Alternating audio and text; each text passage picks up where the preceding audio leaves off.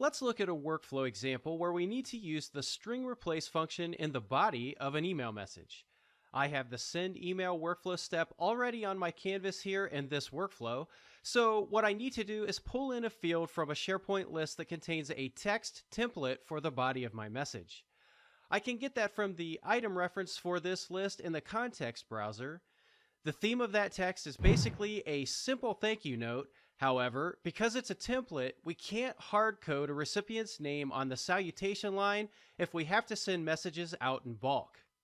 To make this more automated, I have added a text token with the word name in square brackets in the salutation. By doing this, we can have K2 use the string replace function to replace that string with a value from any data source available within the context browser. This includes values from other functions, item references, smart objects, workflow variables, or workflow context fields. Let's just use the workflow originator's display name for simplicity. Diving into the context browser, the first thing to grab is the replace function, since this is going to feed the body of this email message with the updated string. I'll select the functions group in the lower right of the context browser, then open up the text group of functions. I'll scroll down to the replace function and drag it over to the body field of the workflow step. When the replace functions dialog opens up, I'll give it a more meaningful name by clicking on the function title box, and I'll update the text there. I'll change this to replace body name token with originator. Keep in mind you can make this whatever you need it to say in your own workflow.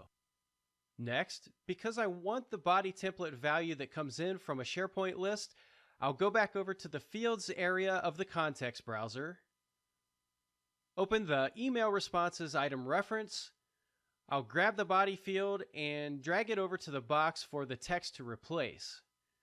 As I mentioned, the substring I need to find within this body is the word name inside square brackets, so I'll enter that into the find box. This tells the function which substring to search for in the string we configured above in the text to search box. I'm going to replace this string token with the name of the workflow originator, which can be found over in the workflow context area. So I'll select that section and open up the originator group of options. From here, I'll drag over the display name reference field to the replace box.